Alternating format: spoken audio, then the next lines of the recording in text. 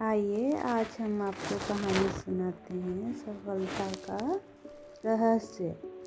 उमेश ने इस साल कॉलेज में पढ़ाई पूरी की थी। उसमें और उसके दोस्तों में बहुत ही खुशनुमा माहौल था। सभी सोच रहे थे कि चलो कहीं घूम कर आते हैं।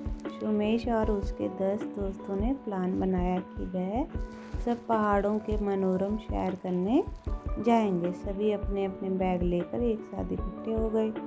उन्होंने अपनी एक कार का इंतजाम भी कर लिया ताकि वह वहां तक आसानी से पहुंच सके। शाम को सभी लोगों ने अपनी यात्रा शुरू कर दी और दूसरे दिन सुबह को वह सभी पहाड़ी इलाके में पहुंच गए।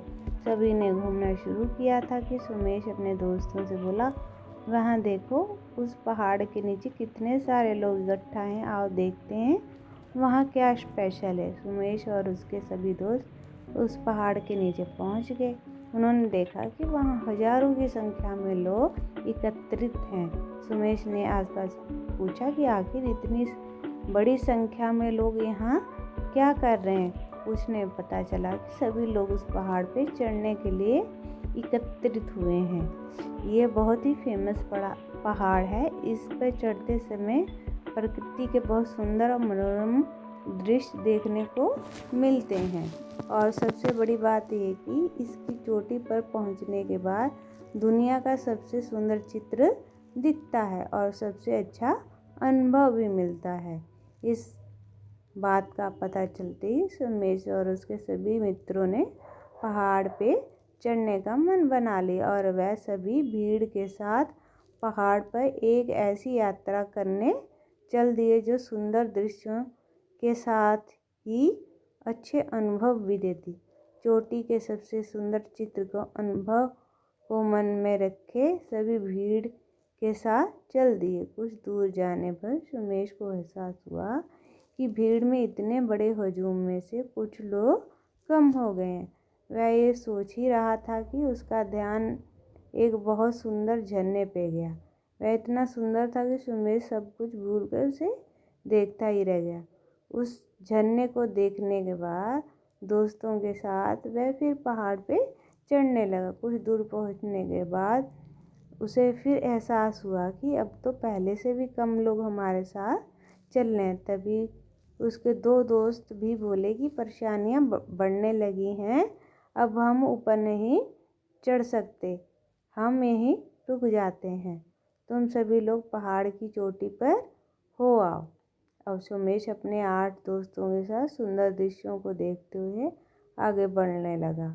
उसने अनुभव किया कि वह जितना आगे पहाड़ पर चढ़ रहा था उतना ही लोगों की भीड़ कम होती जा रही थी और बीच बीच में उसके दोस्त भी उसका साथ छोड़ते जा रहे थे। लेकिन सुमेश ने हार नहीं मानी और लगातार चलते रहा। उसके मन में केवल एक ही बात थी कि मुझे इस पहाड़ की चोटी के उस सुंदर चित्र को देखना है और उससे मिलने वाले अनुभव को एहसास करना है।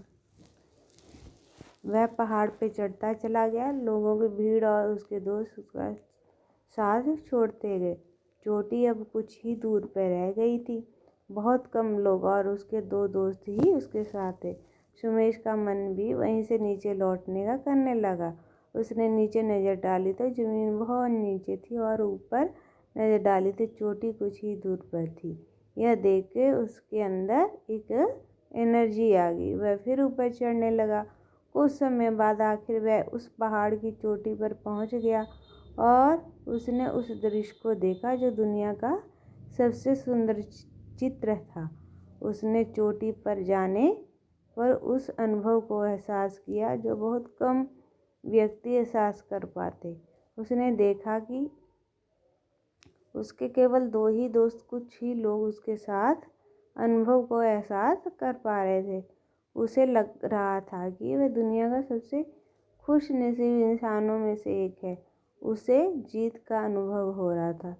वह वहां बैठ गया और अपनी यात्रा के बारे में सोचने लगा कि किस प्रकार हजारों की संख्या में लोगों ने मेरे साथ ये यात्रा शुरू की थी।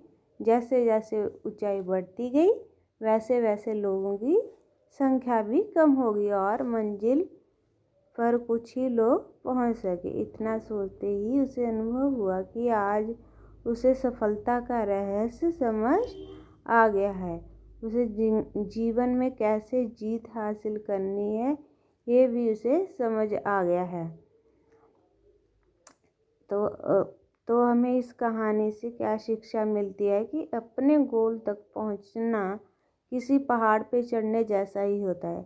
जितनी ऊंचाई बढ़ती है उतनी ही कठिनाइयाँ भी बढ़ती हैं। अधिकतर लोग हार मान लेते हैं क्योंकि वह कठिनाइयों की ओर अपना ध्यान लगाते हैं और डर के कारण पीछे लौट जाते हैं। लेकिन कुछ ही लोग होते हैं जो लक्ष्य पर पहुंचने पर होने वाले सुखद एहसास पर ध्यान लगाते हैं और आगे बढ़ते जाते हैं। सुमेश भी इन्हीं कुछ लोगों में था। तो यहाँ ये समझ लेना भी ज़रूरी है कि सफलता की सतह पर सभी लोग मौजूद होते हैं, लेकिन सफलता की ऊंचाई जितनी बढ़ती जाती है लोग उतने ही कम होने लगते हैं और इस तरह सफलता की चोटी पर कुछ ही गिने चुने लोग पहुंच पाते हैं। तो उम्मीद है दोस्तों आप लोगों को ये कहानी पसंद आई होगी। अगर आपको ये कहानी पसंद आई तो प्लीज़ इसको लाइक, शेयर, कमेंट और सब्सक्राइब ज़रूर करें। धन्यवाद।